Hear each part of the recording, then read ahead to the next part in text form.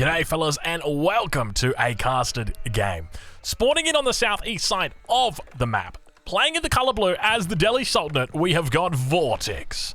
His opponent towards the north side of the map, playing in the color red as the Chinese, it is Puppy Paw 1. Well, one Puppy Paw, actually. This game is part of EGC TV's Golden League. That is correct. We are casting Golden League, baby. You can see that that Puppy Paw is heading out on the map already with some sheep. He should. Come on, grab it. Puppy Paw, don't do me like that. Oh, my lord. That poor little sheep. That poor little sheep. Now, this is a, as I mentioned before, this is part of Golden League, 15 GMT, Saturday and Sunday. Be there, be square, all that good stuff.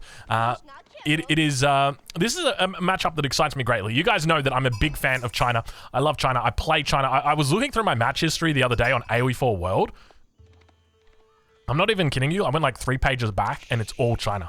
Like, it says like mainly plays China and Delhi, and it's like, nah, bro, I only play China. I used to play a bit of Delhi, but I love this matchup as well. This is a great matchup, especially on this map. I tell you what, you guys know exactly what I'm thinking that we're going to see. I wouldn't be surprised if we see 3 TC Song Dynasty, Fast Imperial. I genuinely think there's no counter to it, and it is a very strong opening. So, a little bit of a tough wall off here for Puppy Paw. So I suspect he's probably going to look to like Barbican maybe here and then wall in front of it down around there, or it could come up like that maybe. That could be one of his options, but everything that we're seeing so far is looking pretty stock standard. Interesting to note, he's deciding to go off the berries instead of going off the sheep here.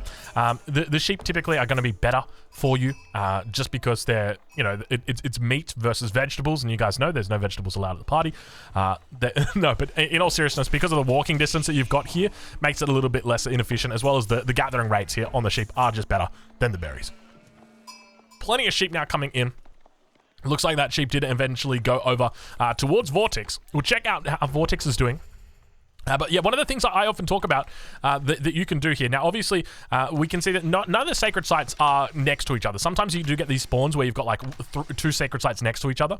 But one of the things that we could see is the Barbican come down on the sacred site. That would be an option for him. And then that delays this sacred site from being taken. And that's really what you want to do. You want to delay sacred sites from being taken as long as possible, because the longer you delay that sacred site being taken, the more time it buys you. Because if all 3 sacred sites get taken at 8 minutes 30, congratulations, you've got until 18 minutes to win, or at least 18 minutes to push them off that sacred site. And the problem is, to get to if you're going to do like 3 TC Song Dynasty, you're not always going to have 18 minutes. Sometimes, you know, sometimes things get a little bit weird. You know, maybe they push over on one angle over here, and you got to get a couple of units out, something like that.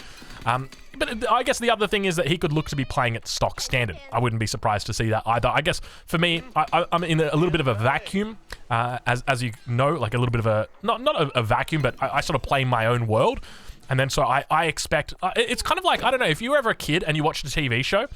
And you talk to your friends about it, and you know, oh yep, we do have a forward Barbican coming down. And you talk to your friends about it, and then like you met someone who didn't watch the show, and you're just like, excuse me, but everybody watches the show. And then you realize that like there's only a very small portion of the population that actually watch the show. It's like that, right? Like you kind of, it's an echo chamber, I guess is what I'm trying to describe here. We can see that the scout coming down, going to be canceling that that very, very cheeky Barbican. Double scout coming out here. It looks like this. Oh no! The sheep! You got played by your sheep! Oh, Puppy Paw is having a terrible time. Scouts coming out. It looks like the Barbican will get down eventually. Oh my lord, the sheep. Oh, the sheep. I can't believe they had it in for Puppy Paw all that time.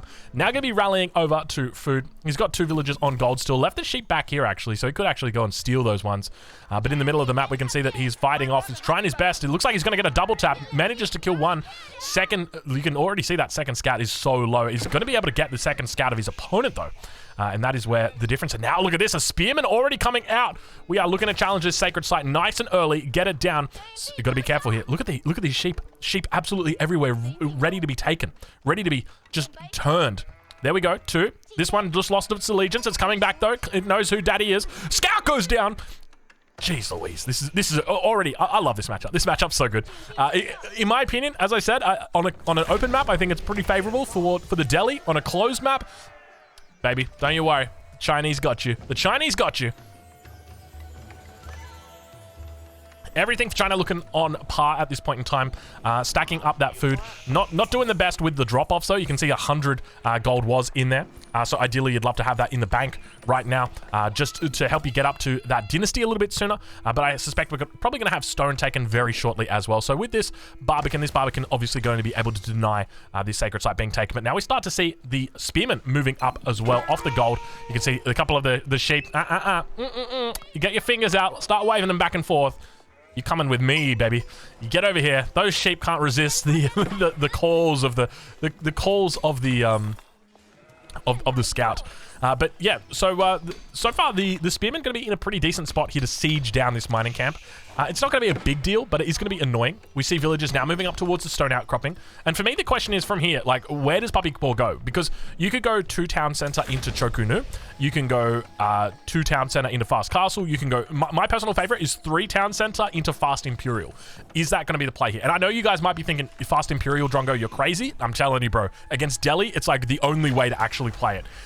There's nothing else that will deal with their elephants. You have to go Imperial. You get Elite Chokunu and bombards, and that's it. And that's all you need. Because when you think about it, right, like, when it comes to the timing window here, you're delaying this as much as possible. Like, hospital plus possible equals hospital, I guess. I don't know exactly what that was. But now Scout can be coming in, looking, making sure he sees double blacksmith. He wants to see double blacksmith, and indeed he does see the double blacksmith coming out. So that's going to say, all right, well, he's planning to do everything by the book. You got to do the cooking by the book.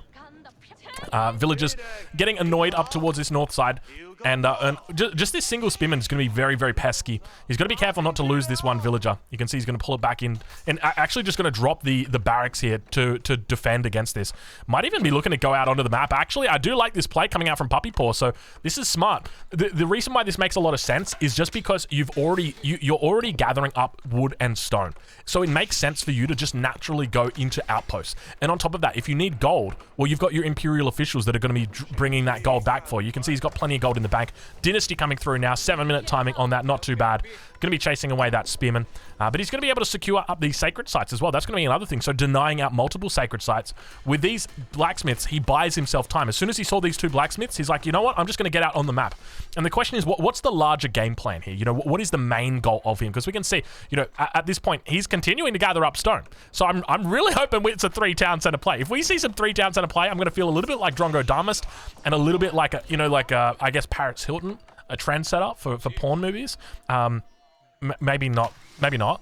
I will retract my previous comment, but you guys get what I mean, right? Like, when it comes to 3TC play, I genuinely think it's the... come on, don't do me like that, Puppy Paw. Get that 3rd town center up there. Get that Fast Imperial out. You know you want to do it. But let's take a look over at the base of Vortex. We'll see exactly what he's up to. Scout going to be spotting out everything, and units going to be moving out towards this northern flank, unaware of any potential outpost that could already be there. This outpost going to further delay the sacred sites from being taken. It's going to cause him to bring out multiple scholars towards those sacred sites as well. You see villagers now moving down towards their second berry patch. One of the other things to note is with this map, Hill and Dale, it's a pretty good map for Delhi because they also get an extra patch of berries that spawn in the middle of the map. Sometimes you get a good spawn, sometimes you get a bad spawn. It's a pretty good spawn up here for Puppy Paw. He's got them both on the same side, but the deer are going to be on the opposite side. Whereas if we look down here, you can see that he's got everything in his base for Vortex, but his deer spawn on the south side. So overall, I'd say better spawn for Vortex. But now continuing to move out. A lot of units coming out here as well. He's probably going to be thinking about walling up these sacred sites, but look at Puppy Paw. Hold on a minute. Puppy Paw not even thinking about a second town... Oh, no, I take it back. Puppy Paw does have the second town center. Puppy Paw instead just going to be just fortifying that bad boy. Look at that. He's going ham. Is he thinking about age 2 from here? Or is he going to be playing feudal? I think that's going to be an option. 8 villagers moving out? What are you doing with... Is he going for a boar? What are you doing, Puppy Paw? Puppy Paw and the boar. Spearman inside. So you can see that these scholars coming out right now are able to out-heal the damage of the Barbican. So what Puppy Paw does, smart move, sits on top of the sacred site and says, well, you can try your best to take the sacred site, but I'm just going to chill out here. And now villagers coming forward. He's actually going to be taking this forward gold in the middle of the map. I don't know what these villagers are all about. Dropping down a house. Scout going to be taken out. The scholar's going to be able to out-heal the damage of the Barbican. So this is part of the thing, like, where... the Delhi player adapts, like the Delhi player knows. And now those villagers are going to be heading back. I'm not sure what those villagers were all about. I don't know why those villagers came out here. Might have been a misclick. Chokunu going to be the way that he looks to go, though. So he's thinking about playing a feudal age. So, you know, earlier I sort of joked. I didn't joke. I'm 100% serious. I talked about the concept, the idea of a 3-town center Song Dynasty play, and what the idea is behind that. I'll explain a little bit. Essentially, the idea is that 2-town center Song Dynasty is good, right? But 3-town center Song Dynasty is great. Now, it takes a little bit longer for it to pay off, but when it does pay off, the rewards that you reap for it are significantly greater. Sacred Site now being captured up, he heads up towards the north. Interestingly, the only Sacred Site he hasn't gone for is the one that's not contested. So, kind of, that's a feels bad man right there. But once again, now we're going to see Spearmen inside this outpost, going to be able to provide a little bit of extra fire. You can see the damage that they do here is going to help out. And they're going to move out onto the Sacred Site. Just stand there idly by. I do like this play. It makes a lot of sense. He's now going to just, instead of looking to fight against them, he's just going to run around in circles. Ideally, he should be picking these off. In the middle of the map now, Chokunu going to be moving out to try and neutralize the Sacred Site. I like this play. This is a smart move. It forces your enemy onto multiple angles, multiple spots. And now villagers or units behind the Sacred Site sign, I can't see because there's, you know, why? Oh my God, don't. All right, I'm not going to bother. I don't need to see this Sacred Site sign. Like, give me the timer, but don't this thing. Just get rid of it. But now in the middle of the map, the Sacred Site is still being very, very happily held by Vortex, but you can see the unit numbers have just dwindled for him at this point. He's thinking about a bit of a castle age behind this. He's only on the single...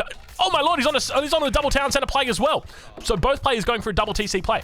And this is the difference, right? Imagine if you go for the 3 town center play, you can let your enemy get the 3 Sacred Sites. You can let them get the 5 relics. You can just laugh at them. You know why you laugh at them? Because you're going to the bank, baby. You've got so many resources inside your base. If you're thinking about walls, okay, you wall all this bad boy up.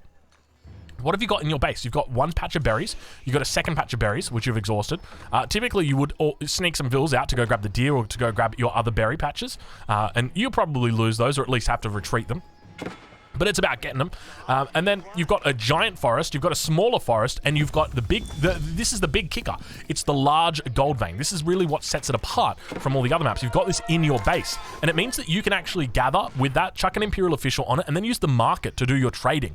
And so essentially, you can just sit there very happily on 8 farms and just buy the rest of the food. Because once you're an Imperial, you're just about upgrades, baby. That's all you care about. You bombards, you care about your wood, and then you're looking to secure your wood in the late game. There's your next wood source. Stonewall off this corner.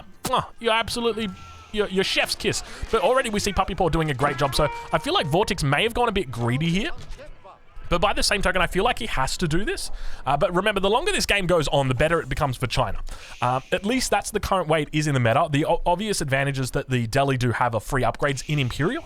We have been seeing a few more Delhi players going towards Imperial, but it does seem to be a trend that is happening not so often. Let's just put it that way. Scholars now moving out looking for those relics. First relic going to be down here. 2nd relic down towards this side. 3rd relic up outside the base over on the other side. 4th relic being guarded by the outpost. And 5th relic guarded by the Barbican. So it looks like Puppy Paw going to be able to gather up or snag a few of those relics. But I like the play from Puppy Paw. It makes a lot of sense here. The way that he's contested with these Chokanus, you can see he's very heavy on the Chokanu numbers as well. He's got the +1 range damage. That's all he needs. Vortex reaches the castle age. Now the question, I want to see, how does Puppy Paw react from here? What's his go-to play? You can see he's going to be looking to try and hold this Sacred Site up towards the north as he continues to come up here. Plenty of Chokanu going to be able to deflect this.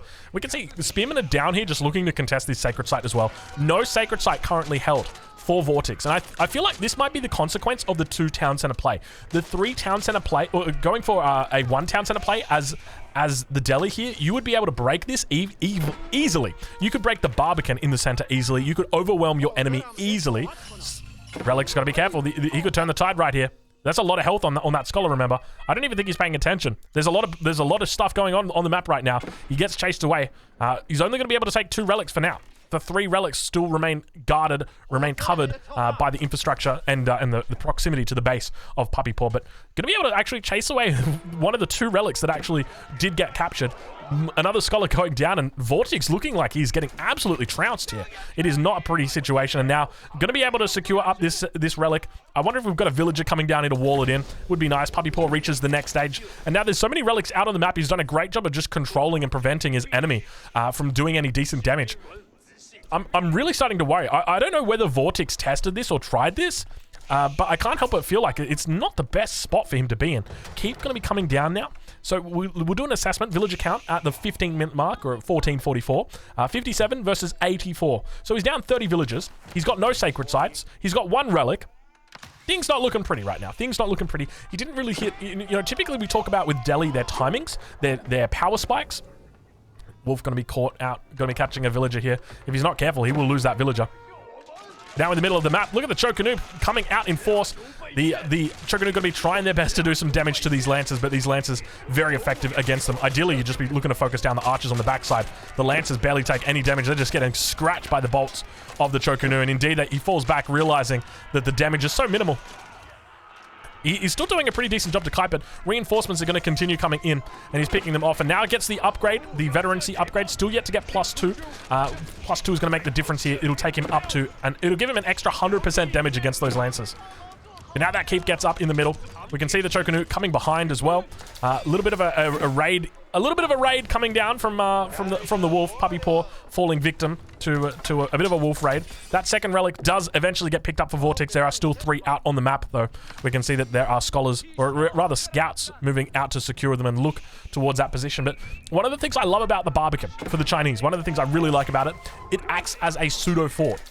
Because if you want to kill the Barbican, you can. You can kill it, but you're going to take losses doing it. Obviously, with Delhi, it's a little bit different because of their healing. But it is definitely a function, or it acts 100% as a fort or a keep for many civilizations that need to deal with it. And to clear this, you're going to need trebuchets. Puppy Paw looking to play it very standard, though. Going into double monks. So going to be looking to pick up these relics in the center of the map. He's got to be careful here because I wouldn't be surprised if Vortex tries to go in for a snipe. He could bring 2 or 3 of these of them at the same time and look to try and get that out. Once they've got the movement speed upgrade, which should be coming in now. Yeah, swiftness is coming in now. He could look to actually just sprint in there and take that second relic, still standing there idly by. Feels bad, man.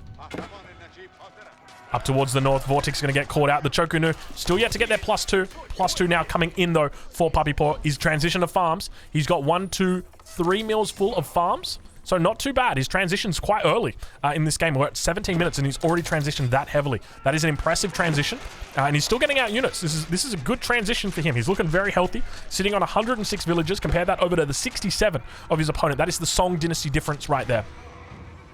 And now in the middle of the map, the keep still stands boldly, and we start to see the first trebuchet coming out. The question is, does Puppy Paw look for an Imperial? I feel like Imperial is better the sooner that you go for it. Get those bombards out, get them rolling. But, I mean, even at this point, there's no real threat. Poor relic. Poor Monk, rather. Monk gets killed immediately. Unfortunate. I think he was trying to garrison them inside. Actually, that's probably the play, right? First trebuchet of the game comes out, and Puppy Paw now going to be looking to contest it. The question is, what way does he look to go for it? Because option number 1 is, if we can find it, there it is, the clock tower. He could go into his own Springwoods. That would be the first option. The second option is that he just goes Imperial for it. Now, he's got access to the big gold mine back here, but he's going to leave that for a little bit later. He's going to take this one on the front first. He thinks it's probably a bit smarter to take it at the moment because he might be under pressure, but just remember, 8k gold, that's a lot of gold. First Nester B is out as well for Puppy Paw. His mass is looking very healthy. He's got a great mix of Chocanu, crossbows, lancers, and spearmen here to defend. And now to offend as well. He looks to move in. Second town center, still producing villagers like madman. He's sitting on 75 at the moment, Vortex, so he's trying to keep up with the villager count of his enemy, but he is struggling. He is definitely struggling. That trebuchet just going to be, you can see the villagers behind it just going to be trickling out that wood. Not a huge amount, and now sprinting in at the speed of light. There we go. We do indeed see it. The second monk was coming in, but it looks like the scholar going to be able to pick it up. He's just going to chill out on the sacred site. Yo. Hey, you can't. That's not how it works. Looks like he's broken through up onto the high ground. Vortex now going to be defending here with a second keep getting thrown down. Where did that... I think he put the monk inside with the relic, the scholar inside with the relic. All the upgrades slowly coming through for our Delhi player. One of the things to note is it doesn't seem like there's a lot of scholars coming out here. You can see he's actually rallying them at the moment into the mosques. But he's only sitting on, is it 5? Yeah, only 5 at the moment. So not the highest number. Normally at this point, like you might want a little bit more than that. But now second trebuchet going to be coming out as well. Puppy Paw going to be going into his own and also making plenty of them. So going to be making a trebuchet. I think he's got a siege workshop somewhere on the front side as well. There we go. I think he might... Is he supervising that? No, he's not supervising it. So going to be bringing out a third trebuchet as well. So just going to be looking to push this in the castle age. He doesn't need Chinese Imperial to take down this Delhi player. No, no, no. He's going to be effectively dealing with him in the third age. Nice little wall coming up there for Puppy Paw as well. And still this Barbican holds. And this is what I was talking about. Like this Barbican serves as a keep for all intents and purposes. You have had to treat it with the same respect that you have treated a keep. And that's really where I think that there's a lot of power in this Barbican, especially the position that he got here. Honestly, it's probably better than the initial spots. He tried to put it here, and then here, and then here. This is where he settled on. But I feel like this is actually a really decent spot. Springwood's now looking to move up as well. You can see that Puppy Paw is now maxed. He is on max population. He's sitting at 132 vils, 68 military, about pretty standard. Compare that over to Vortex, who's on 121, and this is the difference between it. If you are denied these power spikes, which is exactly what Puppy Paw did. So I'm going to be going back. I'll be watching this game myself a second time. I'm going to be studying it, just learning exactly how Puppy Paw did that, because that was impressive timing from him to be getting that dynasty up, to be getting that second town center up. Obviously, it's a little bit different because the second town center came out from Vortex, so his timings are going to be off significantly, but still, you can really appreciate that there is some beauty there coming out from our Chinese player. But that Barbican finally going to be going down. You can see it's barely on 100 health left. But look at the villager count that's coming out for Vortex to repair this one. There are 18 villagers repairing this one up, just draining wood non-stop. It is a struggle, but now Springwood's going to be moving forward with that Barbican going down. It's going to clear the way for these Springwoods to move forward and look to try and take out the clock tower. The clock tower counterweight trebuchets. It's quite a mouthful. But now we begin to enter a bit of a battle. We'll enter into the cinematic mode as the Lancers on the front side look to try and engage. You can hear the Spearmen as well. They're yet to get their veterancy upgrade. The Chokunu on the backside going to be doing work here. And now Imperial Age has come through for somebody. I'm not sure exactly who it was. I suspect it was our Chinese player. I'm looking at his houses. The houses definitely look Imperial to me. And now we've got a push through at the Imperial Age. A very curious timing, but still a timing nonetheless. He's coming through. He's dishing out a lot of damage here. And you can see he's barely scratching these elephants. You throw in a bit of healing onto those when the scholars come out, and they can barely do anything. And this is what I talk about. This is why Imperial is so strong for China against the Delhi. It's because there's no counter to these elephants. I mean, there are counters. It's hard to counter these elephants. Still yet to see these elephants really bloom or blossom in number. Imperial Age has indeed come through for Puppy Paw. We'll take a look at the upgrades that he is getting. He's getting fitted leatherwork of all the upgrades and greased axles. 2 upgrades that were available in the second and third age respectively. But we do actually see battle hardened as well as elite palace guards coming through. So that's going to be his choice for dealing with this composition of his enemy. Heavy on the palace guard, so not going to be looking to go into any form of Chokunu, Grenadier just yet, but still the economy behind this is looking pretty healthy. We'll take a look at the upgrades that he's got. Puppy Paw at 22 minutes goes for no wheelbarrow and no horticulture, so I don't feel that bad about myself. I don't feel bad about myself, dude. Oh my lord. Does he have... Okay, he's got double broadaxe. He's got double broadaxe. He literally has no other upgrade. Oh, okay. Look, Puppy Paw, you're a very good player, but I'm not going to use you as, like, my standard for Chinese, play. I'm going to learn from you, but I'm not going to copy you one-to-one. Let's just put it that way. He doesn't have wheelbarrow, dude. We're 23 minutes into the game. His villagers are gathering up 10 food and dropping them back to the farm, dude. I mean, maybe he's maximizing his tax, right? He's maximizing his tax. That's what he's doing, but he doesn't have Imperial examinations, though. Oh, dude. 4 stam, 4 strength leather belt. Level 18. Oh, no, it's level 18. I wonder how many of you guys actually know that meme. Oh, that's an old school meme. Palace Guards only got +1 ranged attack or ranged defense at the moment. You can see Wedge Rivets is coming in, not supervising it though. It's going to take some time before that comes in. Continues to move forward. Now going to be coming up with a keep as well. Single trebuchet back here, might look to deny it, but Vortex is definitely in a bit of a troublesome position. For me, it's only a matter of time until China closes out this game. He's in Imperial. He's got those elite upgrades coming through. You can see the Palace Guards still yet to have all of the upgrades that they've got. He's got the Wi-Fi out here as well, but unfortunately that Wi-Fi is going to be going down. Disconnected from the internet, unfortunately. Someone unplugged the router, I suspect. But we do hear a sacred site up towards the north was captured. The keep has gone up as well. He does have village fortresses that is being researched. So once that comes through in the next 6 years, he will be absolutely fine. It's a 5-minute upgrade though. Bombards moving out. And now our clock tower bombards are really what are going to be setting the tempo of this game. You can see that they do fall back, having a bit of a tough time going uphill, but going to be able to one-shot. Keep in mind, they do get chemistry for free. So they're going to be able to one-shot these Springalds. Has he not brought villagers? Oh, he did bring villagers. Clutch. He just got the villagers in time. He was down to about 1 tick of health. Manages to take out all 3 Springalds, and that is the power of the clock tower bombard right there. And now still on this front side, we can see that the tower elephant's going to be trying to hold on here. But remember, he can just pull these back as soon as they're injured. But the bombards are what make the difference. The bombards are going to be sealing the deal here. And he continues to try and kite away from these palace guards. Palace guards going to be able to chase them down, at least try and put on a bit of damage. And 4 trebuchets now coming out as well for Puppy Paw as he continues to push down the base of his opponent. Looking for more things to take out. The Chokanoo are going to be moving up, or rather crossbowmen are going to be moving up. Villagers, no, villagers getting their daggers out as well. Looking to take the elephants down. No, Stampy, don't do them like that. Villagers all go down. But now you can see, this is the tough part for China, right? Is that elephants are actually very, very effective against the comp that China typically goes. So your main threat is going to be bombards and elite Chokanoo. A lot of villagers getting pulled right now for Puppy Paw. More villagers on the backside. We could have a bit of a villager wall right now. I wouldn't be surprised if we do see it. Oh, it's going to happen. It's going to happen. Villager wall. Villager war, do it. Come on, do it. Look at them come in. It's all or nothing right now. Vortex knows that it is all on the line right here as he continues to move in underneath the keep. He's going to begin sieging down the bombard and turning his attention towards the nest of bees. We can see that all of the trebs have gone down. There's 2 standing remaining on the backside, but the keep does go up between 2 ferns. No, this is between 2 keeps. And unfortunately, Vortex has to fall back once again. Does take out the bombard, does take out 2 trebs. So he slows the push down a little bit, but just... I can't help but feel like this is only going to get worse. This is only going to get worse for our Delhi player. It gets worse before it gets better. And the only time it gets better for our Delhi player is in the next game. Oh, dear. This is a tough position for Vortex, that is for sure. We've seen players throughout this series in very tough positions. But I got to say, this one feels very difficult to pull out of. That is what she said.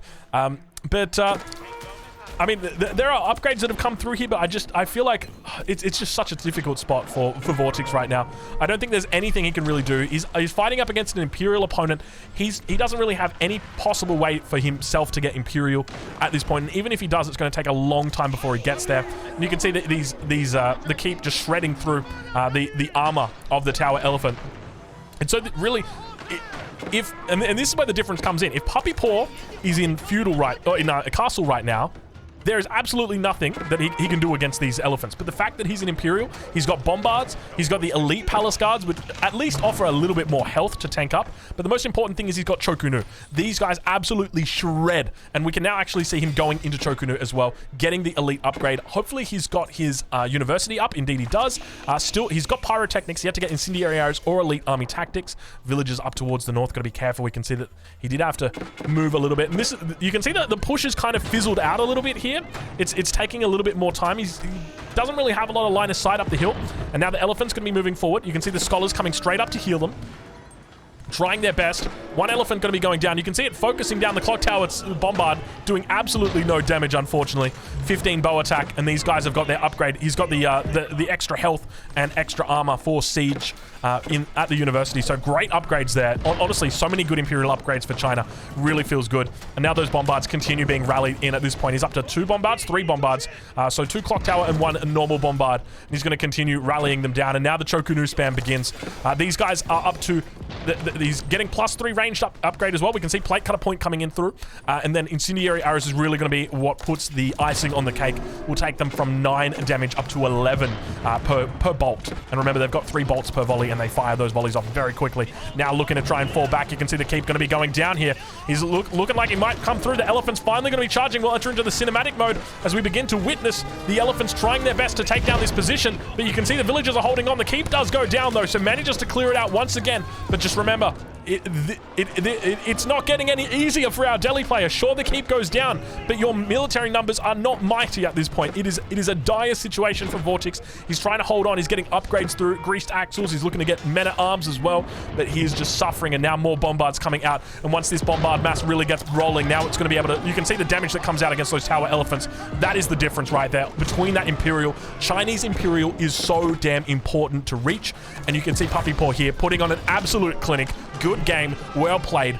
I've learned a lot watching Puppy Paw. One thing I definitely did learn was you can play a 30-minute game at the very top echelon, and you don't have to get wheelbarrow. Wheelbarrow is don't let your friends get wheelbarrow. Anyone out there doing wheelbarrow build orders? Don't. I'm just kidding. But seriously, don't get it. Oh my gosh. Well, fellas, I hope you enjoyed this casted game. EGC TV's going to be running over at 15 GMT on Saturday and Sunday, their Golden League. Make sure you check it out. I will catch you guys in the next one. Thank you guys for watching.